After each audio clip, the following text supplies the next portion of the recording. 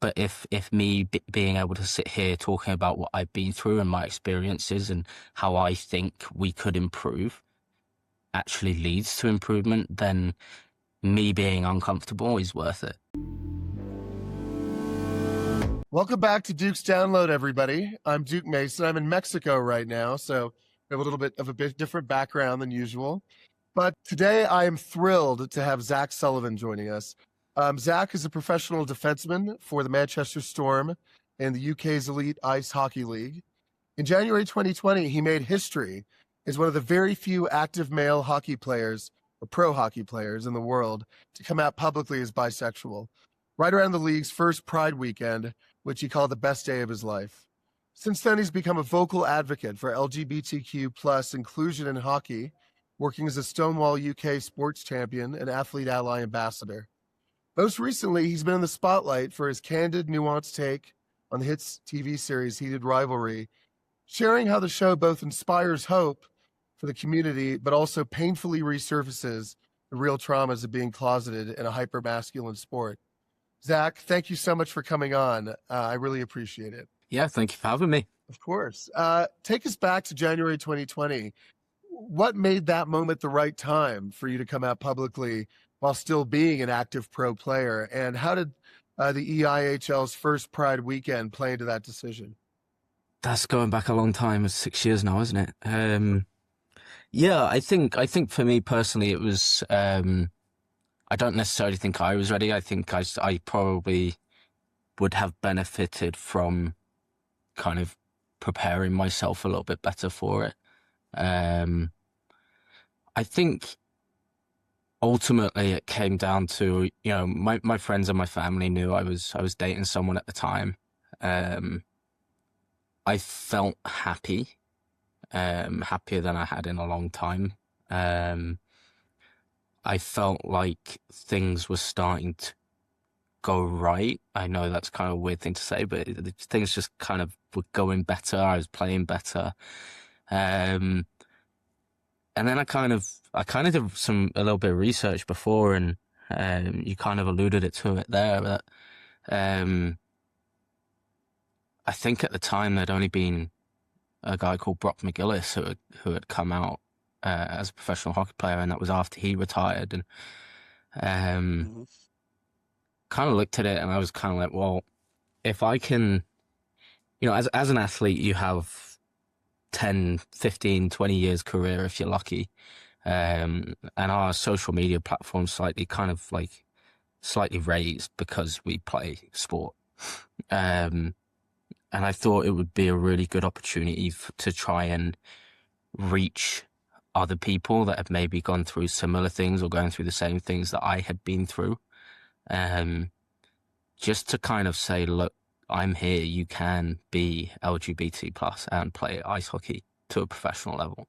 I'm not delusional. I know the EIHL in the UK is nowhere near the standard of the NHL, but it's still professional hockey. I make a living out of playing a sport that I love. And I think the fact that there was a goalie playing in Denmark, and that was it. And I think that was just something that I saw it was an opportunity to kind of use the Elite League Pride weekend, which had already gained a lot of traction, especially in the UK, to kind of help my message reach as many people as possible. And, I'm not talking about reaching homophobic people or anything like that. People that could have been in my situation, going through similar things, going through that internal struggle of, can I play hockey and be gay, or can I play hockey and be bisexual? And I don't think I realized how much I would have to talk to the media. I think if I did, I would have never done it. But yeah, I think it was just something that I think ultimately it came down to, if 16-year-old me had someone in the sport to look up to, and that was the same as me, I think it would have made my journey a hell of a lot easier. What would you say? I know you've said in the past that you regret not having done it sooner. But in terms, I know you mentioned in terms of media attention and all that, it hasn't necessarily been easy. But in terms of your hockey playing, in terms of your relationship with your teammates, just sort of across the board, in most ways, would you say that it's been a positive experience? Yeah, I mean, the media is the media. In your day-to-day life? Yeah, just six years ago, I couldn't get my words out edgeways. I'd stumble and mutter and mumble, and there's one. I still do that. Okay, and I do a podcast, so don't worry about it. Yeah, I mean, It's not easy. the first interview I ever did when I turned professional. Well, I think it was my fourth year playing pro up in Glasgow. I just couldn't stop laughing before the interview, and there was nothing funny about the situation. I was just that nervous I couldn't stop laughing. And I think we were kind of stood there for half an hour, just waiting for me to stop having the giggles. So yeah, I think I'm much better at kind of getting across what I mean. You know, it's something that doesn't necessarily sit well. Like I don't enjoy it, but I feel like it's something that it's important that I do. You know, like this, you know, it's if this podcast reaches one person that's going through a similar struggle to what I went through, then for me that's a positive thing. That's the best thing that could happen. You know, it's not about me. It's not about how comfortable I am or anything like that. It's just trying to help people who are maybe going through the same kind of thing and thinking that there's no one out there like them and they can't play. You know, we play kids sport. I play kids sport. I play ice hockey. I am extremely fortunate to be able to go to the rink in the morning, put my gear on, and play ice hockey for a living. So I think it's worth me being maybe a little bit uncomfortable and talking about a message which I think needs to be talked about. In terms of hockey specifically, I mean, obviously it has a reputation for being kind of a hyper masculine culture. Not to get too personal, but in terms of obviously things have benefited or changed and progressed in the last 6 years. But are there still ongoing challenges? I hope you don't mind me asking, but in terms of your experience in the sport, are there still challenges that you have to deal with, and if so, how do you navigate those? Yeah, I think there are. I mean, trying to think about where to kind of start. You know, the NHL banned Pride tape. They then had to reverse the Pride tape ban because one of their superstars decided that he was going to use the Pride tape regardless. They had a much like our league does. They had a Pride night weekend or set of fixtures, which they then reversed because there were certain players that claimed that their personal beliefs meant that LGBT people didn't deserve to exist, because that's what that phrase means, saying I can't wear a jersey with a rainbow on because of my personal beliefs. You are saying that you think LGBT people don't deserve to exist. So yeah, I mean that's the biggest league in the world. You know, I think when you talk about football, fans and media kind of look at the Premier League in the UK for kind of leading the way. The top league almost always kind of leads the way towards inclusivity and progressiveness. I mean, in our league, we've had, I think what I'm allowed to say because I am still playing. Yeah, I mean, you've probably seen about the 5 Flyers up in Scotland, where a player refused to wear the Pride jersey, and obviously it's an ongoing situation. I don't know the whole story. I'm not going to comment on it, but you know that there is obviously work to be done. There are, under every social media post where there's this is a Pride game, whatever sport that may be, there are comments like, "Oh, when's straight Pride?" Or newsflash, it's the 364 other days of the year. So, you know, it's there's progress to be made. You can see that every year, and kind of, you know, every time you think some kind of progress has been made, it's almost 2 steps forward, 1 step back, and it's extremely frustrating. I think I think the culture of male professional sports, and if I ever miss out the word male when I talk about professional sports, just presume I mean male professional sports. Um, we're taught that, you have to be strong, you have to be the strongest, the fastest, the toughest. There's stories of some of the injuries that guys in the NHL play through during the Stanley Cups. There was a guy who had a punctured lung and 3 broken ribs, and he played 14 games. And that's seen as this kind of huge feat of strength, and it is.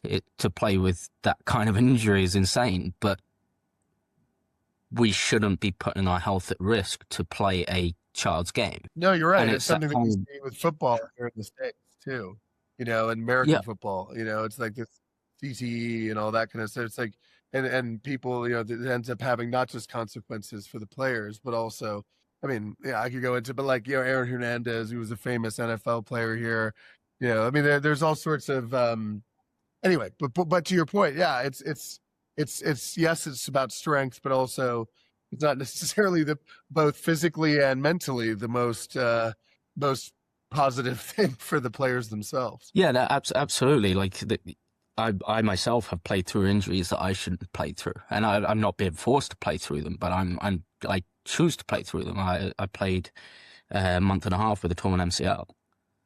That's stupid. Let's say how it is. It's just dumb. But I think it stems from, when we're kids growing up in these sports, and you're told to, I lost count of the number of times you're told to man up, suck it up, get up, carry on. And I think when you talk about homophobic or homophobia, I think you need to remember it stems from misogyny. It is misogyny. The stereotype of a gay man is that they are feminine. And being feminine in male professional sports is seen as a weakness. Talking about your emotions or your feelings is seen as a weakness. Like you said there, it's not just about your physical health, it's about your mental health. If you want to be at the top of your game, you've got to have your mental health. You've got to take care of your mental health as well. And that's becoming more of a prevalent thing in all the sports. But I think it's kind of seen as, being feminine is weak, which again I disagree with, but that's kind of the stereotype in male professional sports. And being LGBT plus, you are stereotyped as more feminine, and therefore is stereotyped as weak. All of which I think is an absolute bunch of nonsense, but I think that's where the issues with LGBT plus athletes kind of comes from. So yeah. But I think it's so interesting you brought up the issue of, it's sort of like interesting how there's two polar opposites. There's the people who are like, why do we have Pride nights or Pride celebrations at all?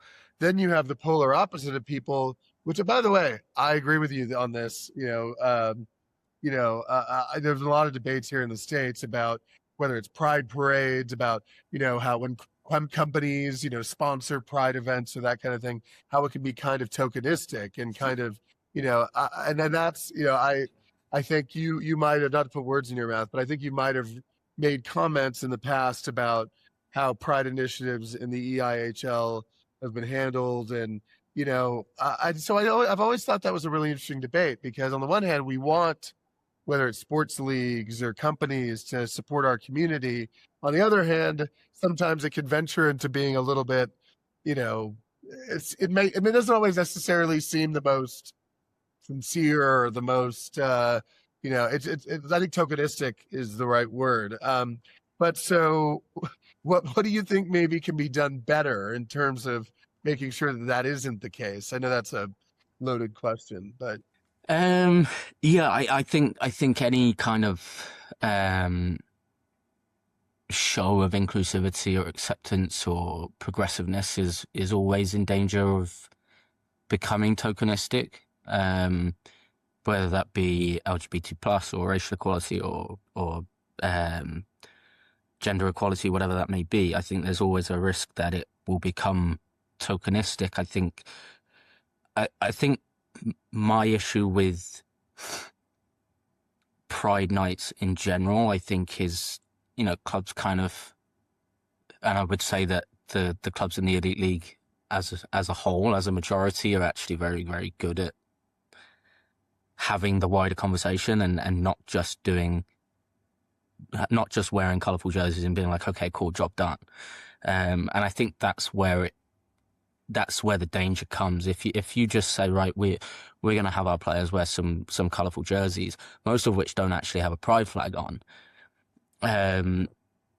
and say, okay, we've done our part, I think that's tokenistic. I still think it's better than having nothing. But I feel like if you're going to go down the lane of we're going to make ice hockey or any sport more inclusive, there was one season where in the UK and the Elite League we did our Pride weekend, and I just kind of sat back and didn't do anything. I just kind of, before that, I kind of tweeted every Pride week and kind of given sources for LGBT youth and things like that they might be struggling, and people that they can talk to confidentially and things like that. And that season, the season I'm thinking of, I just kind of sat back and said, okay, I'm just going to see what is put out there. And I kind of wrote a thread, and it was, you've done the bare minimum. You've got your players to wear a Pride jersey. You've handed out Pride tape and said you can put some colourful tape on your stick if you like. But you haven't actually done anything. It's like when you saw over here, when Pride Month is up, all the supermarkets put Pride bunting up, but that doesn't actually do anything. You're not actively putting out policies in the workplace to make it more inclusive for minorities, and this isn't just about LGBT plus minorities. It's racial equality and gender equality. You can't just say, oh yeah, we put rainbows up, so we're good. That's not inclusivity.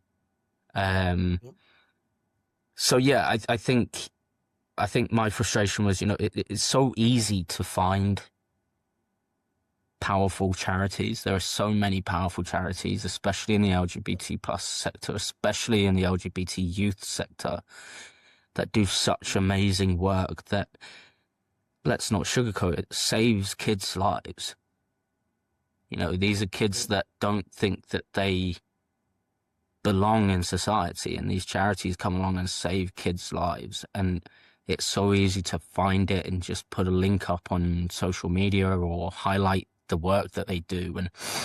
And I think that's kind of, you're asking, and you're basically putting out an invite to the LGBT community when you do a Pride event to say, you are welcome here. We want LGBT people involved in our sport as fans, as referees, as linesmen, as players, as off-ice stuff, whatever it might be. I feel like you have to actually go one step further and show that you mean that. It's one thing having your favorite player put on a rainbow jersey, but it's another thing actually proving that you mean the message that you're trying to put out there, which I think, regardless of how the situation in Fife plays out, they struggled to do over Pride weekend this year.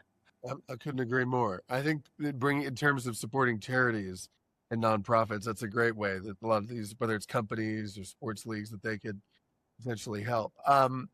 Obviously, and this is sort of I wanted to ask you specific questions about this, but sort of just to start off with it, obviously you went viral recently because you were obviously, you came out 6 years ago. You were ahead of the curve in terms of, LGBT representation in hockey. You were in a documentary called Pride on Ice back in 2020. But I think, obviously, you rose to even further prominence after Heated Rivalry became a global phenomenon. Just to start off with, I mean, when you first discovered it, first of all, I'd be curious, actually, how did you even hear about it? And, when you first put it on, what was your initial reaction to that? Like, again, I want a couple specific questions I had for you to dive in a little further, but just sort of from the get-go, what was your initial reaction when you heard that there was a show that was talked about two gay or bisexual hockey players? Um, I think I saw a Sky Sports, Sky advert, Sky TV advert, because obviously it came out in the States and Canada before it came out over here. So it came out over here in January, I believe. Whereas for you guys, I think it came out in November or October. Um, so it had obviously already become kind of this viral hit TV show in North America, and then Sky's TV were obviously doing their advertising, and they knew it was big over there. They were trying to make it big over here, so they did a lot of advertising and stuff. And I saw an advert for it. My initial reaction, my initial reaction was, I never want to watch this show. I never wanted to watch it. I think I kind of knew that it would be triggering in a lot of ways. I think I knew that it would be inaccurate in a lot of ways. Like I've always said, post this ridiculous Instagram post. I understand it's fictional. I understand it's made up. I understand it's a romance book. And the gay romance is put in ice hockey. I understand all of that. I know it's not a documentary. But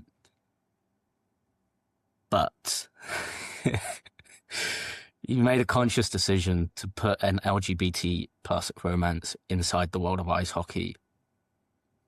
Do your research. Yes, I understand it's from a book, I'm but surprised if they the wouldn't book have isn't, talked to somebody like you. I mean, you would think they would have maybe reached out to people who have. I mean, as far as I know, I might be wrong. I don't know if they talked to any athletes, openly gay athletes to begin with. I do Which you would know think that I do know Brock McGillis was filming his own a different TV show around the corner from where they were filming, and he was annoyed that they didn't ask him to be on it. I mean, he was the first of us to kind of come out, and he has done he's done the media rounds. I mean, his wedding was covered by the New York Times. He has a unbelievable culture shift tour that he does with teams across North America at every level, from junior all the way to the NHL. He's absolutely phenomenal with what he does. So yeah, it was surprising that he wasn't asked, especially considering some of the scenes from the show are taken directly from his life. So yeah, I mean, I get it. I get that it's a TV show. I think it's a net positive. I think is what I said. You've talked about how you appreciate that, it can bring a lot of people hope, and that it has conserved in a major way to sort of bring visibility. I think what I found so interesting about your post and about what you've said about it is, I think it is important to talk about not just necessarily the positives or I think it's something like this, especially for someone like you, is a very nuanced sort of, it's not like a black and white thing. There's a gray area. And I think it's important to have I think your perspective is one that not very many people have, on this planet. And I think, I know you talked about this in your post, but I was wondering if maybe you could talk about some of the aspects that, either that were included that maybe felt too close to home, but also the ones that you felt like really should have been included in the portrayal. Yeah, I mean, there's a lot in there that is good. There is like it's a good shot. Like you said, it brings hope. It kind of shows an idealistic version of what ice hockey maybe could be. Well, what I find fascinating too, not to interrupt you, but I found it fascinating that the NHL, has now been incorporating. I don't know exactly how, but I know they've been incorporating Heated Rivalry into their marketing, or trying to sort of show, where we support this kind of representation. However, other than you, and I think you said Brock or maybe one other player, there are no openly gay or openly bisexual hockey players in the NHL. So it's just fascinating to me. I mean, I guess it's a good thing because hopefully by them doing that and embracing the show, that will lead to people who are in the league and, more people in hockey coming out. But it's just so interesting to me that they portrayed this kiss on the ice that supposedly occurred in 2017, 9 years ago. And yet in the last 9 years, that something like that has never actually happened. So it's kind of an interesting duality there. Yeah, I It's think more, you're right. It's more of an aspirational thing as opposed to something that's actually already happened. yeah, I think also like the character arcs, they're almost. I mean, I think Ilya, the Russian player, is very sure about his sexuality. But I think for Hollander, the Canadian, I think he's discovering that he's gay. I think he's going through the process of, it's not just a simple process of, oh, I like gays, I like guys, I must be LGBT. It doesn't work like that. You say, oh, I think I like guys, I don't think I should. Then you try and repress that. Then you try and kind of bargain with it and say, okay, I just found that guy hot. And then you kind of come to the realization that no, actually you are gay or bisexual, and then you kind of deal with that, and that arc of kind of an LGBT person's journey, I think, was captured really well. You can see the internal struggles that he has all the way through. The fact that Hollander gets a girlfriend. Yes, that is exactly what you would do. You would do everything you could to hide your sexuality from your teammates because it's something that sets you apart. It's something that makes you different. And being different in the world of male professional sports is seen as a distraction. You said there that the other LGBT plus professional hockey player on the men's side of the game is Luke Prokop. I would never ever dream of talking for him, but he has said some very interesting things about his sexuality being seen as a distraction. I think that there was such like the fact that Hollander is wearing blue laces at World Championships. It seems like such a ridiculous thing, but I've been in that situation. I know what it's like to kind of, okay, I'm different. I know I'm different from everyone else. I don't want to talk about the same things. I don't do the same things. I'm not interested in the same things. I find a different type of person attractive. And I think my frustration with blue laces is just, when you are a closeted athlete in professional sports, you do absolutely everything you can not to draw attention to yourself. Being the only player at World Championships wearing blue laces, that is drawing attention to yourself, whichever way you look at it. And it's this weird psychological thing where you think if any attention is aimed towards you, it's going to reveal your big secret that you're not straight. So yeah, I mean the show does a lot of good things. Obviously shows the lengths that they go to keep their relationship. Blend in as much as possible. Yes, exactly. You just want to kind of go under the radar. You literally want one different than anybody else. One thing.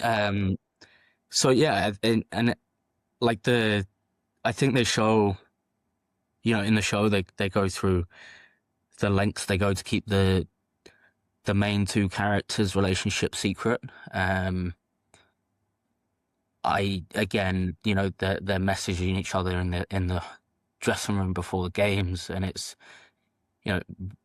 we get to the rink 2 hours before games and we're not allowed on our phones. Phones are banned in the locker room. So the fact they're about to go out and play the biggest rivals and they're texting, they're sexting each other. Let's be honest, they're flirting. It's, but also it's not just the fact that doesn't happen in hockey. It's the fact that I've got my back to the room on my phone. All like the fear and that someone would peek over your shoulder and see that message. you just wouldn't take that risk. I've been in that situation. I've been in a situation where I know I have a message from a guy that I'm talking to, and I would wait until I was back home in my bedroom, let alone back home in my living room. I'd wait until I was in my bedroom. Nobody else is there. And then I would check the message. And 99.9% of the time, it's a guy asking me how my day was. So not even the kind of text that these two were sending each other in the locker room before a game. So yeah, like I think it's hugely positive. I kind of disagree with the premise that the NHL buying into this will help closeted athletes, current closeted athletes. I don't think it will. I think our journeys are a very private thing. They're a very personal thing. And I think for any professional ice hockey player to come out, male professional ice hockey player to come out in the near future, it will be credited to Heated Rivalry.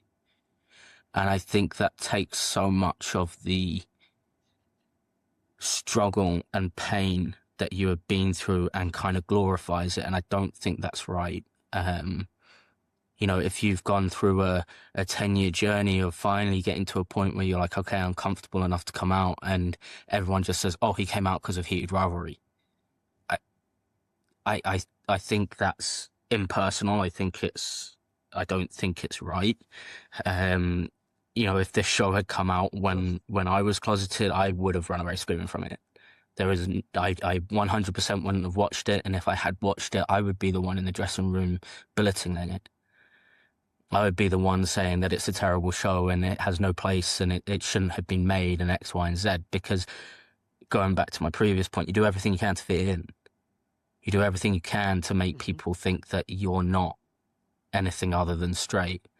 I think it's going to be hugely positive for younger players, you know, players who are just starting, or teenagers, or, you know, preteens that watch, well, I hope preteens aren't watching this show due to the nature of some of the scenes, but, you know, younger players, I think next generations of athletes coming through to have a show like this. I think, you know, we didn't have shows that portrayed LGBT romances in a positive light. But no, but long term, you know, despite the difficulties and despite even putting Heated Rivalry aside, in general, you know, given where you're at in your career and, you know, sort of sports generally or hockey generally right now, and do you feel in terms of the future, and you kind of alluded to this talking about, you know, young players and the future of hockey and the future of sports, do you feel optimistic?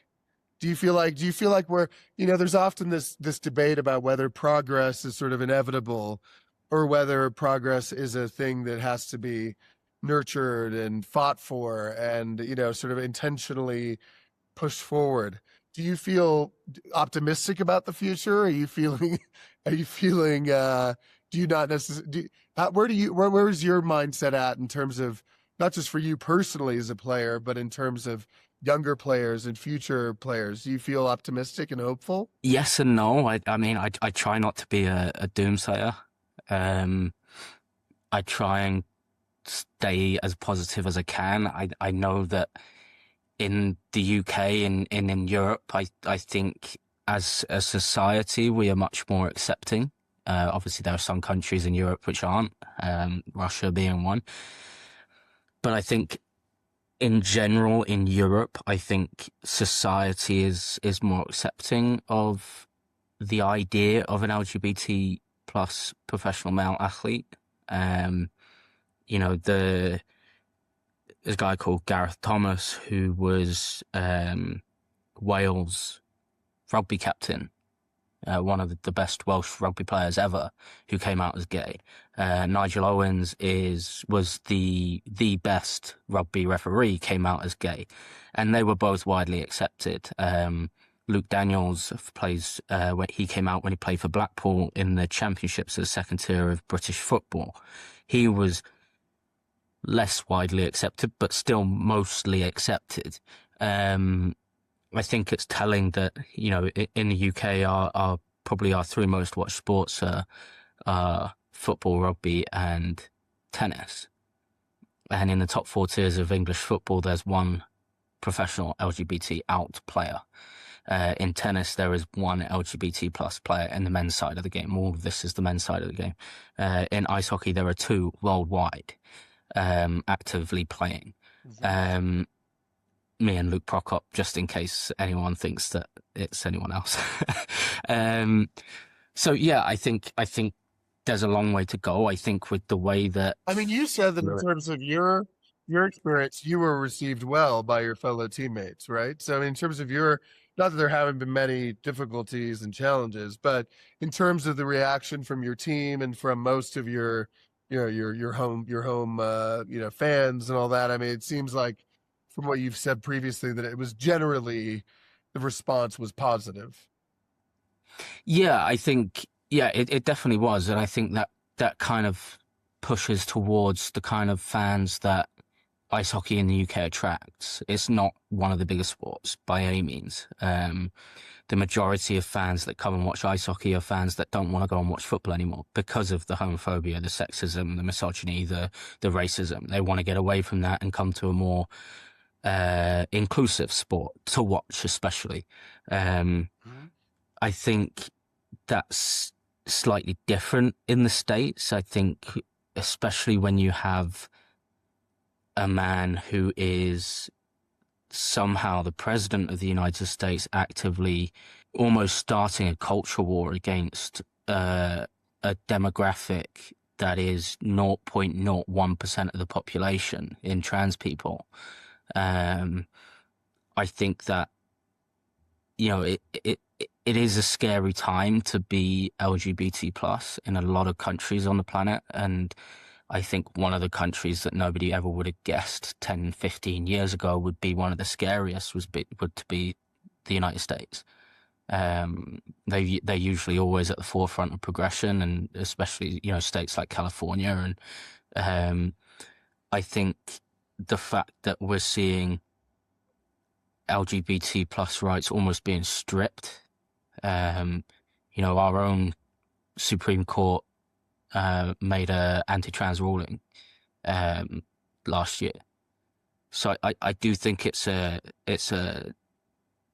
worrying time for LGBT plus rights, and I think it's a time where people, LGBT people and straight people as well, need to kind of speak up and speak out against these injustices, because once if at the end of the day they kind of strip all the LGBT plus rights down, which demographic are they going to go after next? And I think you're seeing that in the States with, obviously we get the news over here with the mobilization of ICE and all these kinds of things, and the counts of police brutality and all that against racial minorities. I think there are a lot of things to be worried about as a minority. I'm obviously quite fortunate. I'm a white male, so I got 2/3 of it down. I just didn't get my sexuality in the right column to kind of have a cushy life. So yeah, I think there are a lot of things that will make it difficult. I think sport is a representation of societies and culture as a white. It's kind of a subsection of our culture. But I think there are a lot of positives as well. Like you said, I think, you said yourself that I came out. I have done it. Luke Prokop has done it while we're still playing. And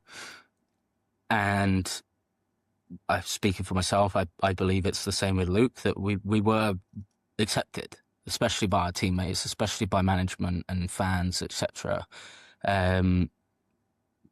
But equally, it was my 7th professional ice hockey team that I had been on a team with, and it was the only one that I felt comfortable to do that with. And I think it's different coming into a team when there is an LGBT plus player, to coming out as an LGBT plus player. I think now it's kind of, I know with the support I have here from our owner, from our coaches, and from the guys that have been here a long time, if guys had a problem with me, it wouldn't be my problem, it would be theirs. You know, all my team care about is how well I am playing on the ice. If I'm playing well enough, that's what matters, and not my sexuality. So yeah, I think I hope, you know, my hope is that at some point in the future, athletes don't have to come out as LGBT plus, because nobody cares, because they shouldn't. Who I choose to sleep with, whether that be male or female, being bisexual, shouldn't make a difference. And it doesn't make a difference on my ability to play the sport. You know, I think we forget sometimes that sport is a child's game. It's the entertainment business, and all that matters is the product that you put out on the playing surface. And nowhere in that conversation should sexuality be a thing. It's kind of a catch-22, because to get to that point, athletes kind of have to sit here and do this, talk about it, and try and progress to a point where we are inclusive and we are accepting. And that's scary. You know, it was terrifying for me. If you listen to me this drone on for this long, YouTube my name and Glasgow Braehead Clan, and watch my first interview in the car park, and you can see how much of a quivering mess I am. And now I'm sitting here quite, not totally comfortably, but much more comfortably, talking openly about my sexuality. That's a very private matter. You know, the biggest struggle talking to my parents wasn't whether or not they would accept me for being bisexual. It was the fact that I've never spoken to them about any part of my love life. And now I'm having to sit them down just before Christmas and say to them, I think I like guys. You know, I've spoken about my ex-boyfriends on national television over here. And it's gets into really personal and deep details, you know. But if me being able to sit here talking about what I've been through and my experiences and how I think we could improve actually leads to improvement, then me being uncomfortable is worth it. Well, it has, and it will. And for somebody who, I mean, you're so eloquent, and your honesty too is really appreciated, because, you know, I think there is a tendency sometimes to sort of gloss things over and to sort of be all, you know, cheery and, you know, and look, I mean, there are things, to your point, there are, like in the real world, there are things to be optimistic about and hopeful about. There are also plenty of things to be concerned about. So I think your honesty and candor is refreshing, and you're super articulate and eloquent. And I just really, you know, I hope, you know, you're very humble, and, you know, your humility is endearing, but, you know, I hope you know what a massive impact you're making. And, you know, without a doubt, you've changed lives, you will change lives. And, I mean, even for me, your story has been inspiring. And so I really appreciate you being here today. Really, it was great. And thank you for sharing and for being so personal. It means a lot. Yeah, I think how articulate is you saying how articulate I am. I think that will make my parents happy. They sent me to private school, so money well paid, money well spent. Yeah, no, yeah, I always appreciate having the opportunity to come on and talk about things that aren't comfortable for me, and they aren't comfortable for, I'm sure, a lot of people in sport. But they're conversations that need to be had to kind of push towards an inclusive environment. Well, thank you, Zach. Much appreciated. And thank you for everything you do, and keep speaking out. It makes a huge difference. Thank you. Thank you. Thank you for joining me today on Duke's Download. This podcast is part of Pride House Media, hosted by me, Duke Mason, and produced and edited by Josh Rosenzweig. Original music composed by Nell Balaban. If you enjoyed this episode, please subscribe wherever you listen to podcasts. And while you're there, leave us a rating and review. It really helps others to discover the show. I'd love to stay connected with you, so join the conversation by following me at James Duke Mason on Instagram and X, or by emailing me at questions@dukesdownload.com.